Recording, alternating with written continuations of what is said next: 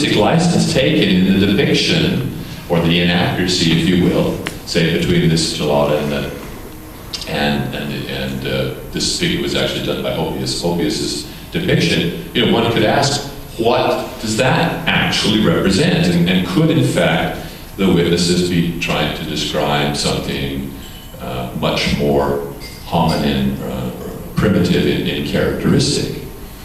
Could there be relic populations still out there?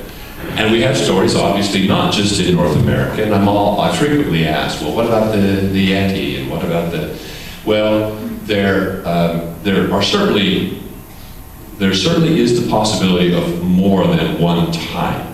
I'm quite confident that in North America we have just one, and until there is good evidence, good consistent evidence of additional species, I'm satisfied that we have one type. There may be some slight geographical variances, just as if you compared a Northern California black bear with a black bear in Alabama, there would be slight differences in their appearance. But there are other things like the little man, the orang pendek of Southeast Asia, which has taken on some much more interesting significance since the discovery of Homo floresiensis. And even some mainstream scholars like Chris Stringer of the British Museum of Natural History, he made the comment that when he heard about Homo floresiensis, the first thing that came to mind was the remarkable potential parallel to the orang pendek.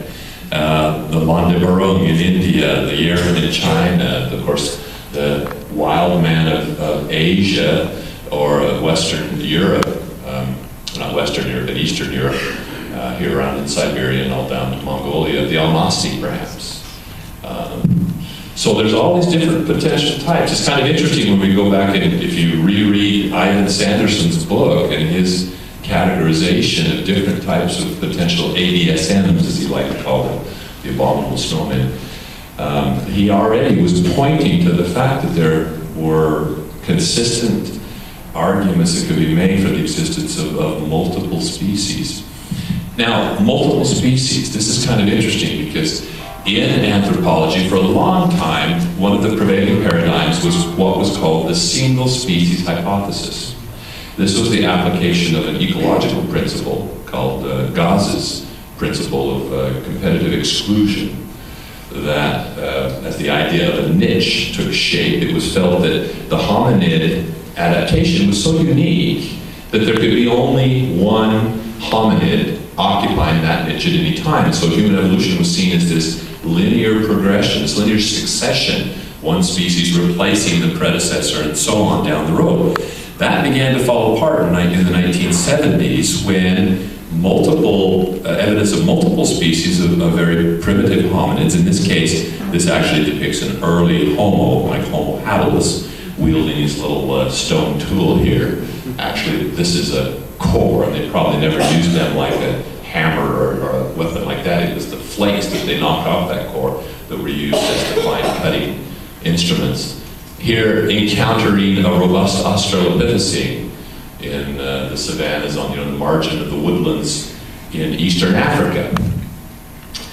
And so the single species hypothesis began to crumble. And it was interesting because, as always happens, they take a little sidestep and say, well, these were basically bipedal apes. And so they didn't have the cultural sophistication that later hominid. So it must not have been till Homo erectus that Homo erectus was the last hominin standing, and then it was a linear progression.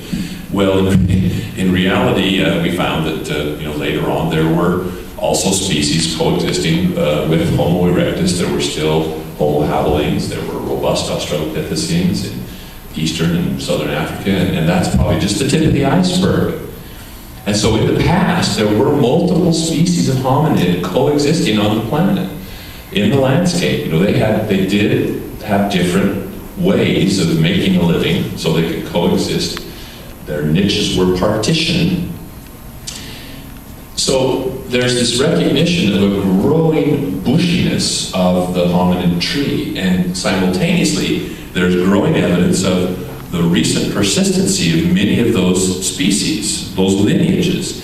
Now, I had the chance to witness one of these. I was over in China to study the fossil foot bones of not this particular hominid, but for all intents and purposes it looks exactly like this.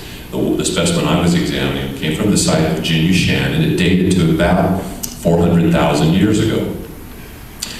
Some of the original specimens that I was examining, the casts, and I wanted to see the originals, they were on display in the museum. And my host, Dr. Liu here, said, well, they're down in the museum, go down there, and while you're there, turn to the right and look in that display case. Tell me what you think of that. So I went and took a look, and here was this remarkably robust skeleton. The cranium, you know, you can kind of see it. Granted, there's a break there, but still, there's no vertical forehead. There's a sloping forehead, and very thick cranial bones, and robust face, deep jaws, and receding chin, thick, long bones. In places there were breaks, and the cortical bone, the dense bone forming the shaft is very, very thick. This is the specimen which was recovered from a site called Laishu. And he said it was just north of Beijing, and it dates to, right now the preliminary dates are between 12 and 20,000 years ago. Not hundreds of thousands of years ago, tens of thousands of years ago. This is remarkable. I mean, so there were modern Homo sapiens here already by at least 75,000 years ago, if not earlier. Some of the dates are pushing that back to about 125,000 years ago in Eastern Asia. So what's interesting is as this takes place, you know, here's the discovery of Homo floresiensis with a date as recent as 13,000 years ago. We have some specimens in Java and the isolated islands of Southeast Asia that have dates that are much less than 100,000 years ago. We have this specimen that I just showed you from Laishu that's probably a Homo heidelbergensis to possibly as recent as 12,000. Just the other year, not this spring, but last spring, there was an announcement of a new discovery of a Neanderthal site in a cave not far from where I was over there in Russia, just adjacent to the Denisova cave, where Neanderthal remains have been discovered with preliminary dates of only 10,000 years ago. 10,000 years ago. So, Tom, your dates were a little bit out. I think you had an old edition of the book when you were studying. Neanderthals typically span for about 165,000 years ago, and recently thought to be, the most recent fossil bone is 32,000, although there are occupation sites that have been dated to as recently as 23,000. But now we're down to as young as 10,000 years ago for fossil bones associated with Neanderthal. 10,000, that's like thumbing through a book, or or fanning through the pages on a book and having two pages stick together. I mean, that's a blink of the eye in geologic terms. And then there's this interesting discovery of the Homo Denisova, or Denisova. They accentuate the second syllable. I always have trouble with that for some reason, I don't know why.